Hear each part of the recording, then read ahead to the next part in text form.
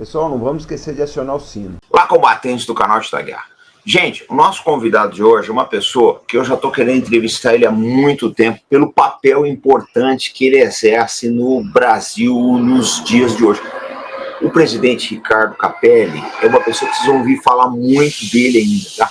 Porque ele é um ente político bastante jovem, ainda mais novo que eu, pelo menos, e é uma pessoa brilhante. Ele tem todo um futuro pela frente pelos papéis que ele já serviu aqui no Brasil, tá? E hoje ele atualmente é presidente da Agência Brasileira de Desenvolvimento Industrial, foi ministro-chefe do Gabinete de Segurança Institucional da Presidência, que é um cargo extremamente estratégico, e interventor no Distrito Federal, entre outros cargos. E eu estou querendo trazer o presidente Capelli aqui há muito tempo, mas ele está sempre, uma hora ele está na China, outra hora ele está em outro lugar, e a agenda dele é muito pesada. Mas, enfim, dessa vez a gente se encontrou lá no estúdio da Mara Luque, foi maravilhoso, de maneira que é um presente que a gente traz para vocês aqui, né, conhecer as ideias e o trabalho do presidente Ricardo Capelli. Capelli, seja bem-vindo a bordo aqui do canal da Guerra, um prazer falar contigo. Comandante Robson Farinazzo, todos que acompanham o canal Arte da Guerra, para mim é uma grande alegria estar podendo conversar um pouco com vocês, esse canal que é tão importante, que debate as questões do Brasil. Então, para mim é uma grande alegria estar aqui. Muito obrigado. Cara, eu queria saber o seguinte, presidente.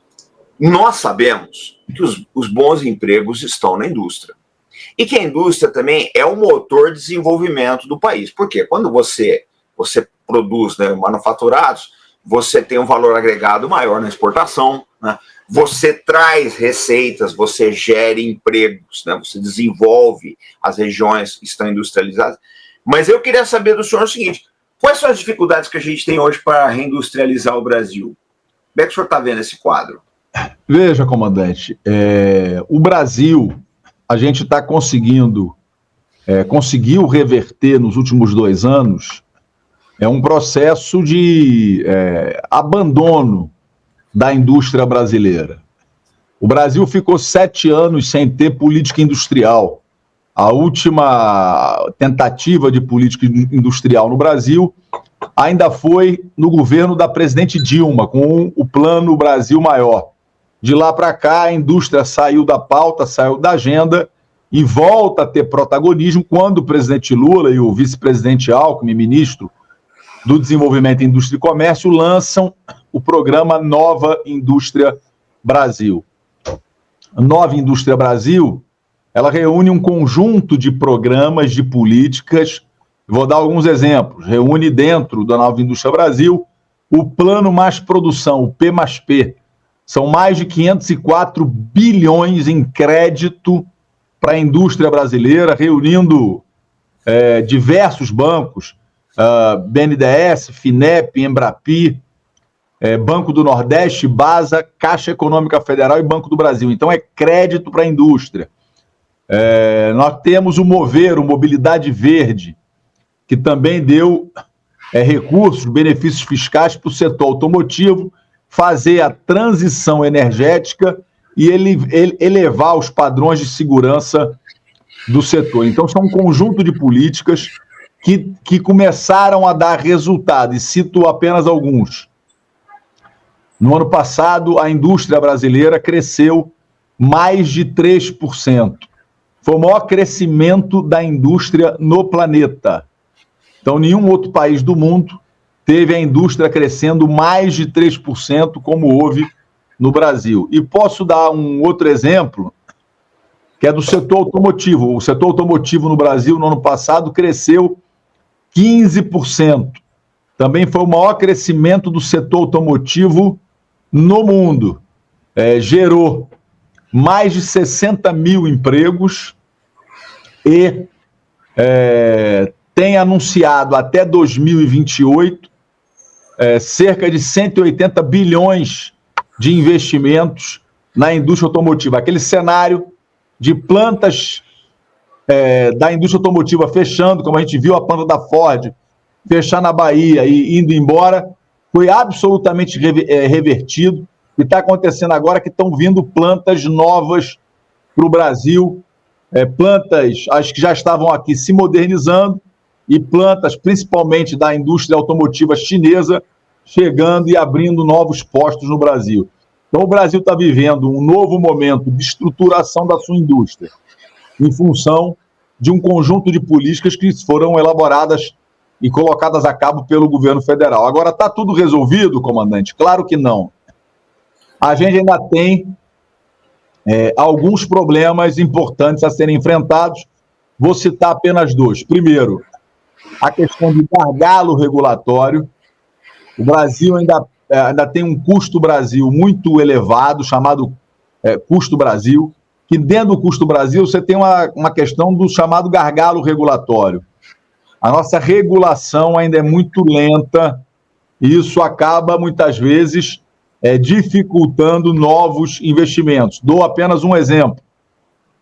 O Complexo Industrial da Saúde, que tem a indústria farmacêutica no centro dela, hoje nós temos 23 bilhões de reais em novos remédios aguardando autorização da Anvisa. Então, gargalo regulatório é um problema importante que precisamos e estamos procurando enfrentar. E uma outra questão é, sem dúvida alguma, o custo de capital. O custo do dinheiro no Brasil é muito alto ainda, e a indústria ela é intensiva de capital. Então, você fazer indústria com a Selic a 13,25, em 2 dígitos, é muito difícil, porque com juros nesse patamar, o dinheiro sai do investimento na produção e se desloca para o rentígimo. É dinheiro gerando dinheiro. Então, o custo do capital é um desafio imenso também ainda, para a gente poder dar o salto que a indústria brasileira pode e deve dar, né? E isso é estratégico para o Brasil, porque não existe no mundo referência de país forte, altivo, soberano, sem uma indústria forte. Para dar uma ideia, para encerrar, o salário médio no agronegócio varia entre R$ 1.500 e R$ 2.500. O salário médio na indústria química é de R$ 7.000. Então, indústria significa valor agregado, mais exportações de maior qualidade para o Brasil e significa mais empregos de maior qualidade também, para estruturando uma classe média no Brasil. Então, a indústria é estratégica e é nisso que a gente tem trabalhado fortemente. Presidente, eu vou fazer uma pergunta para o senhor sobre a sua viagem à China, mas eu vou contar uma história que eu sempre conto nas palestras que eu faço. Em 75, o Brasil abriu relações com a China, foi o Saraiva Guerreiro no governo Geisel, né? No ano seguinte, o Suplicy, né, o Eduardo Suplicy, ele foi visitar a China. Toda a palestra que eu vou, eu mostro essa foto. Uma foto do Suplicy novinho, né? Com os chineses lá, na era maoísta, ainda em 1976, o pessoal com aquelas túnicas da época do Mao. E o que acontece? Naquela época, o PIB chinês era metade do brasileiro. Em 1976, o PIB chinês, passados quase 50 anos, o PIB chinês é 8 vezes maior que o nosso. Aí, quer dizer, a gente precisa olhar o que está pegando. Mas eu queria saber o seguinte, o senhor esteve recentemente na China, né? Aí eu queria ver o seguinte, na sua visão, eu sei que o senhor é uma pessoa desenvolvimentista, tá? Com valores bem arraigados no nosso nacionalismo econômico, que é uma coisa importante a gente vender as nossas riquezas por um preço justo. Aí agora eu queria saber o seguinte, daquilo que o senhor viu na China, né? O que o senhor acha que serve de lição para o Brasil? Porque a China hoje é um motor industrial que a gente poderia ter sido se nos perdesse no caminho, né? Como é que o senhor enxerga tudo isso? Veja, comandante, é difícil traçar um paralelo com a China, porque eles têm um modelo político, econômico, muito diferente do nosso, né? Eles têm um governo que consegue fazer planejamento de médio e longo prazo. Eles não têm, na economia deles, o custo próprio, os custos próprios de uma democracia liberal como a gente tem no Brasil, né? Então, no Brasil, a gente tem eleições de 2 em 2 anos. E isso embute custos e, às vezes, alterações de rumo, porque você ganha Veja, o Brasil agora ficou... Esse exemplo é muito bom. O Brasil agora ficou 7 anos sem política industrial. Por quê? Porque os governos Michel Temer e Jair Bolsonaro consideravam que o Brasil não precisava ter política industrial. Então, veja, é difícil você fazer planejamento de médio e longo prazo, porque você tem essas variações próprias da democracia. E isso tem um custo. Então, a democracia... Claro que nós defendemos a democracia nesse modelo, mas a democracia, ela embute essas variações no percurso que não existem no modelo chinês.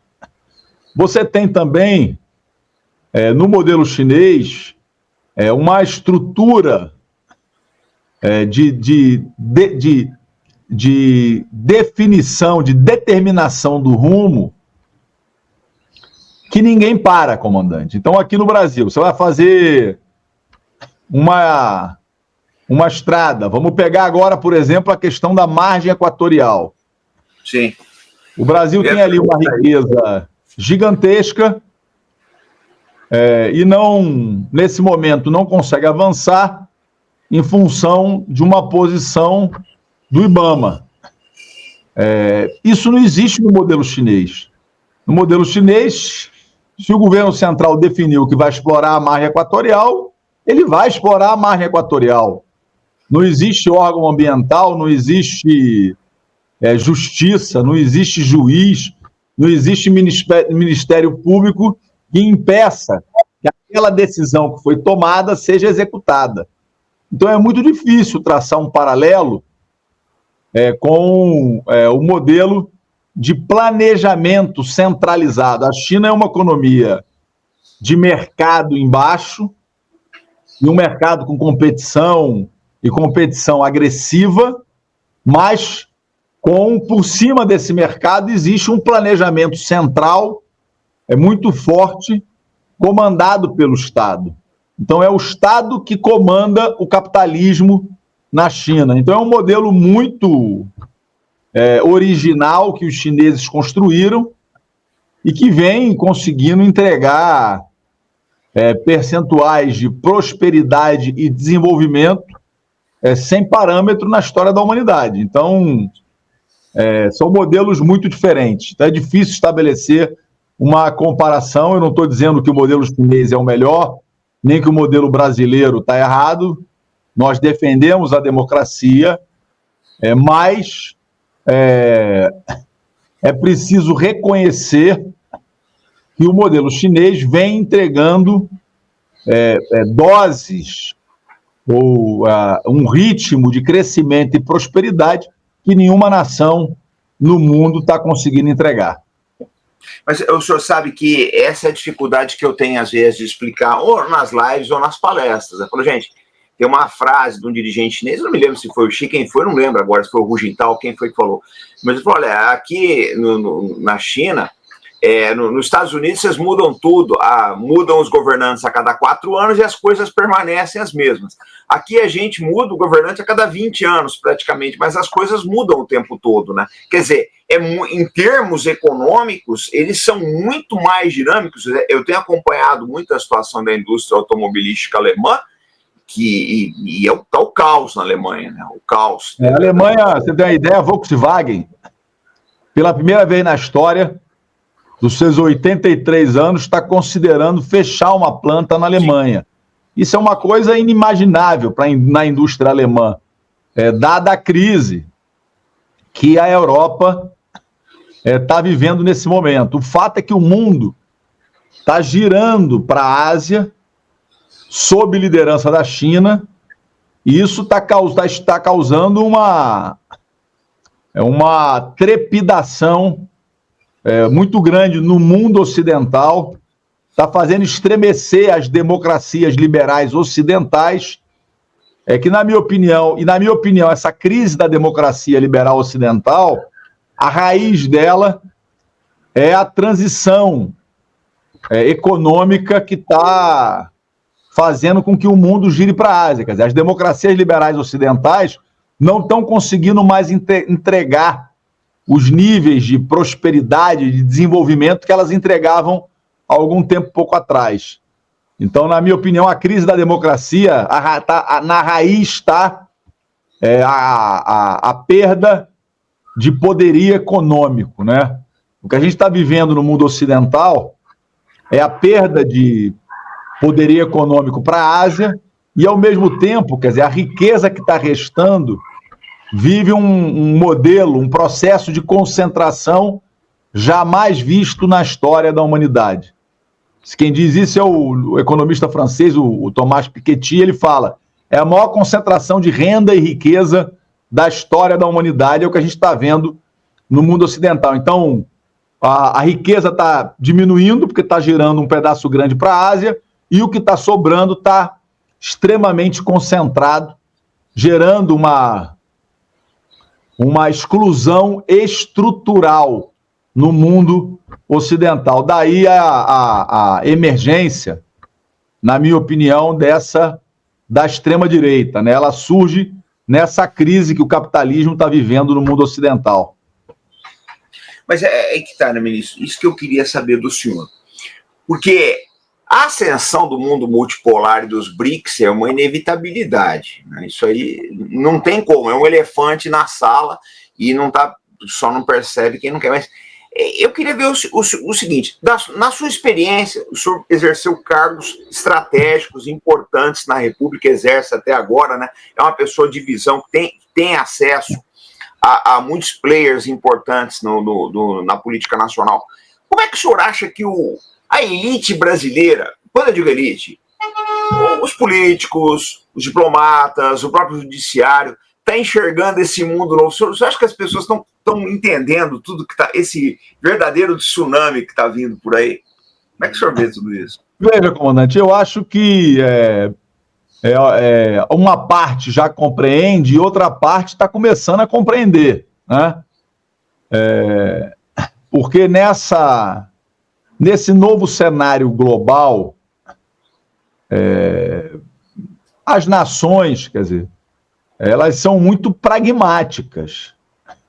Então, eu acho que a gente viveu aí, em certa medida, um processo de polarização ideológica que levou algumas pessoas a acreditarem que esses polos ideológicos seriam a salvação para o Brasil.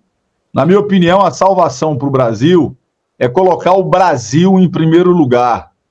Na briga entre Estados Unidos e China, eu torço pela briga para garantir pragmaticamente os interesses do Brasil, para que o Brasil possa negociar com a China e com os Estados Unidos sem nenhum preconceito ideológico, nem com os Estados Unidos e nem com a China, sem nem preconceito e nem ilusão, nem com um nem com o outro.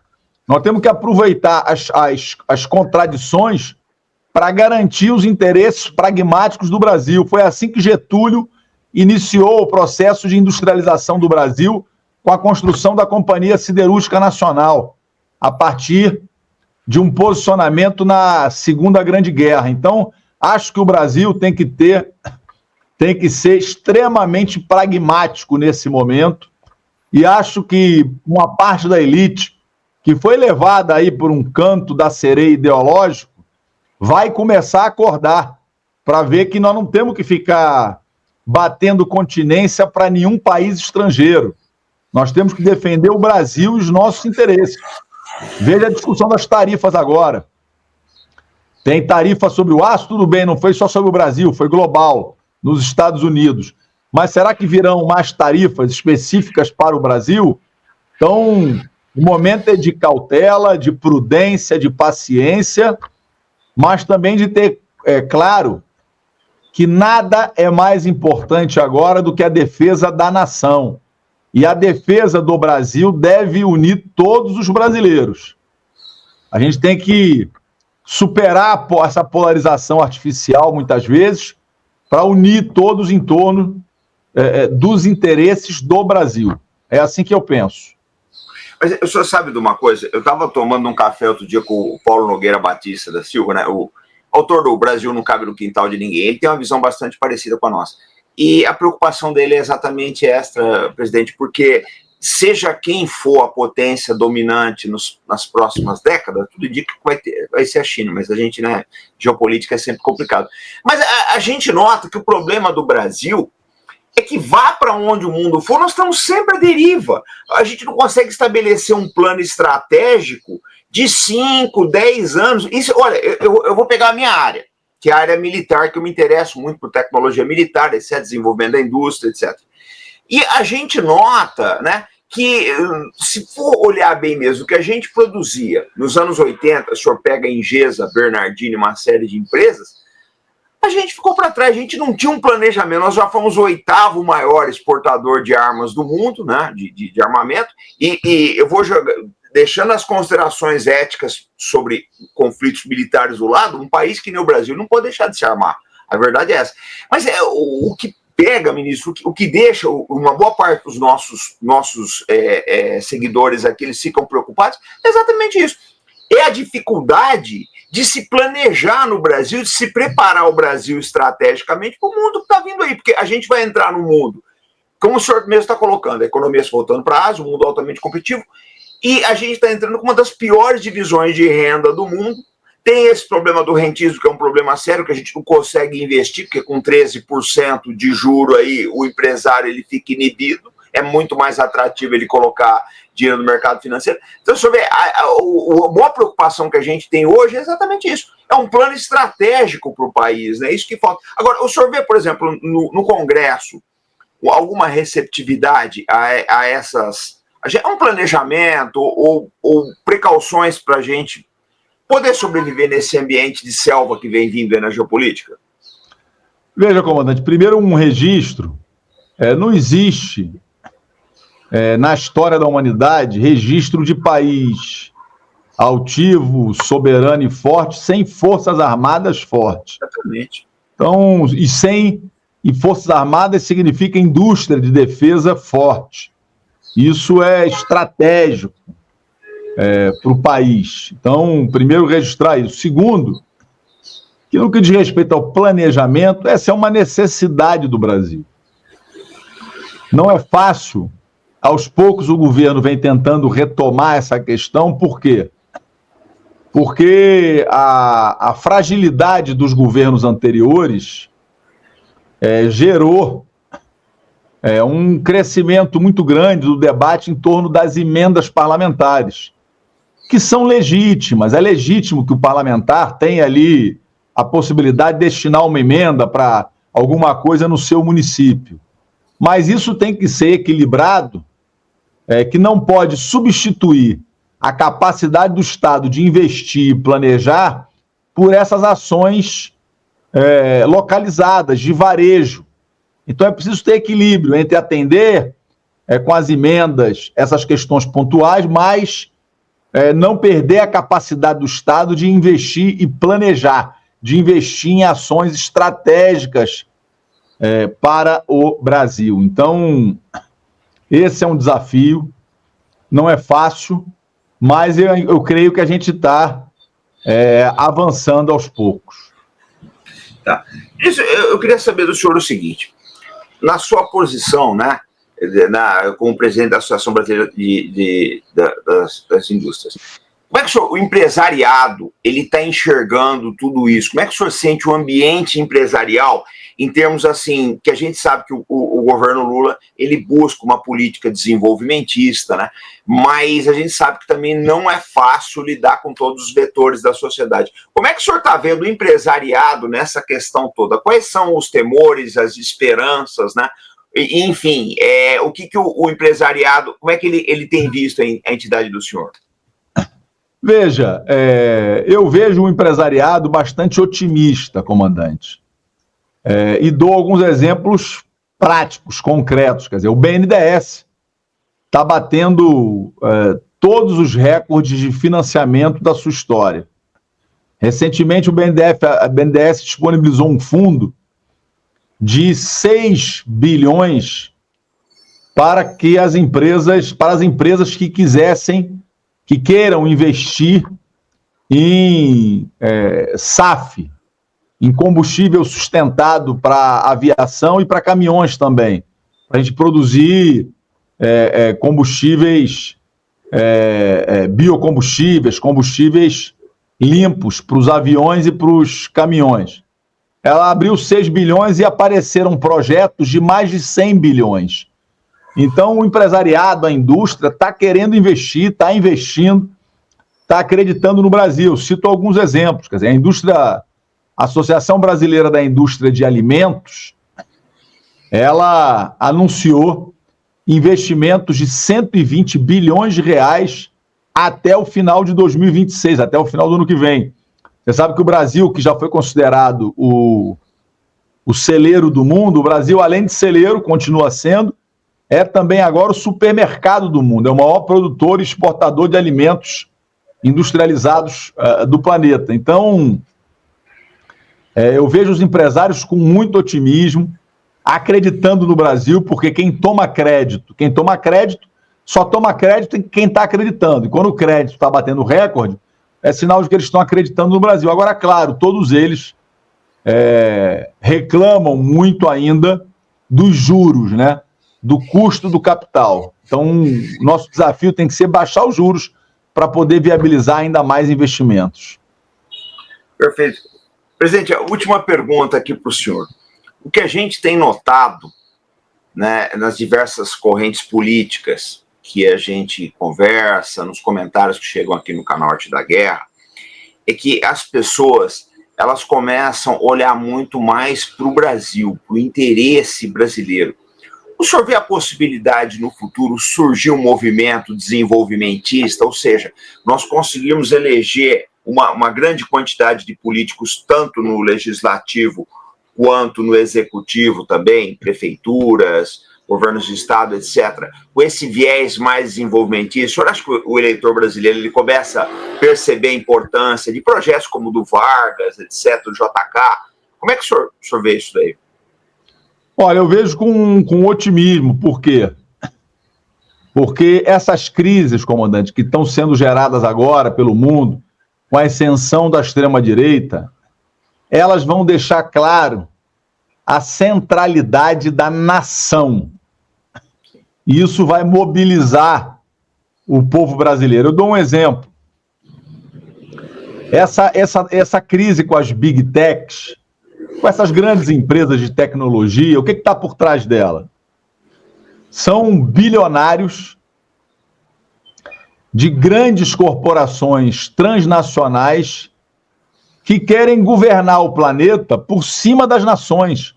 Eles não querem respeitar a soberania nacional, eles não querem respeitar as leis nacionais, e eles ficam atacando o tempo inteiro os poderes constituídos nos países, e se ilude quem acha que eles estão enfrentando, por exemplo, aqui o ministro Alexandre de Moraes ou outro ministro. O alvo deles não é um ministro ou outro. O alvo deles é a soberania nacional. Eles querem estabelecer no planeta governos das corporações transnacionais por cima dos estados nacionais. Então, eu acho que essa contradição vai ser cada vez mais aguda e vai deixar claro para a população a necessidade de fortalecer o país, fortalecer o Brasil. Eu acho que nesse movimento há muito espaço para a gente eleger uma bancada de parlamentares nacionalistas que possam nos ajudar a defender esse conceito de Brasil desenvolvido, justo, soberano que a gente defende. Então, eu vejo com otimismo. Acho que nas crises sempre aparecem oportunidades e acho que esse debate em torno de um novo projeto nacional de desenvolvimento, em torno da questão nacional está se fortalecendo muito no país. Eu sou um otimista com relação a isso também. Somos dois, presidente. Gente, eu conversei aqui com o presidente, Ricardo Capelli, ele é presidente da Associação Brasileira de Desenvolvimento Industrial. Ministro, eu queria dizer o seguinte para o senhor, a gente quer trazer o senhor outras vezes aqui, tá? A gente precisa falar sobre o Brasil, a gente precisa falar, eu falo sempre para o pessoal, eu vou num podcast hoje de tarde agora, e eu falo sempre, gente, meu assunto é Brasil, para mim é assim, a gente coloca as coisas de uma maneira desideologizada, a gente busca o desenvolvimento, tá? A melhoria das condições sociais do Brasil precisa distribuir renda, ele não tem outro caminho, tá? A gente precisa acabar com esse rentismo aqui, a gente precisa estimular a indústria, porque é na indústria que estão os bons empregos. Então, quero agradecer ao senhor aí, tá? Desejar sucesso nessa sua carreira aí, que o senhor alce voos mais altos ainda aí. E a gente está sempre aqui no canal Arte da Guerra, tá? Quero trazer o senhor outras vezes aí. Muito obrigado, presidente.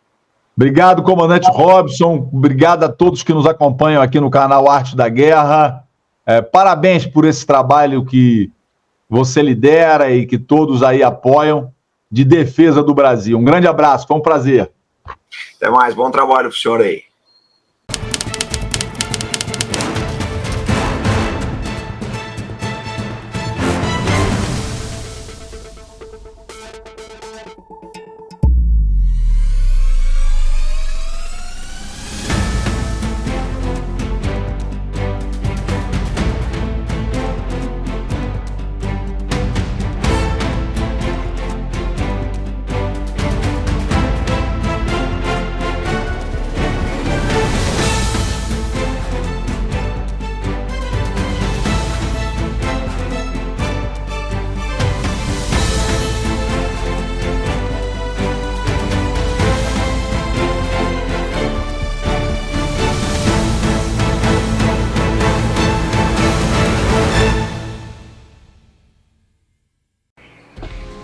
Pessoal, na Amazon vocês encontram, além de drones com câmera, etc., vocês encontram uma bibliografia muito boa sobre o assunto, com destaque para esse aqui, drones, né, guia das aeronaves não tripuladas, drones Wars, né, o guia profissional de drones também, enfim, a coletânea de publicações e mesmo de drones que tem na Amazon é fantástica, tem para todos os gostos ali. E eu lembro que todas as vezes que vocês compram livros e outros itens na Amazon, vocês estão ajudando o canal Arte da Guerra. A Amazon aceita cartão de crédito, boleto, ela parcela, enfim, faz qualquer negócio e a entrega é segura e bastante rápida.